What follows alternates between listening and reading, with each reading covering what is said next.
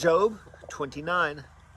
Job continued his discourse, saying, "If only I could be as in months gone by, in the days when God watched over me, when his lamp shone above my head, and I walked through darkness by his light.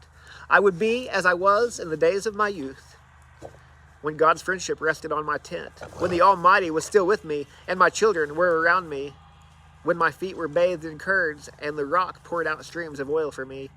When I went out to the city gate and took my seat in the town square, the young men saw me and withdrew, while older men stood to their feet. City officials stopped talking and covered their mouths with their hands. The noblemen's voices were hushed, and their tongues stuck to the roof of their mouths.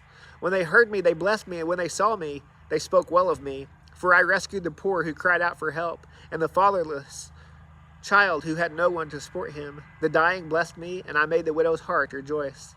I clothed myself in righteousness, and it enveloped me. My just decisions were like a robe and a turban. I was eyes to the blind and feet to the lame. I was a father to the needy, and I examined the case of the stranger. I shattered the fangs of the unjust and snatched the prey from his teeth. So I thought, I will die in my own nest and multiply my days as the sand. My roots will have access to water, and the dew will rest on my branches all night. My whole being will be refreshed within me, and my bow will be renewed in my hand. Men listened to me with expectation, waiting silently for my advice. After a word from me, they did not speak again. My speech settled on them like dew. They waited for me as for the rain, and opened their mouths as for the spring showers. If I smiled at them, they couldn't believe it. They were thrilled at the light of my countenance. I directed their course and presided as chief. I lived as a king among his troops, like one who comforts those who mourn."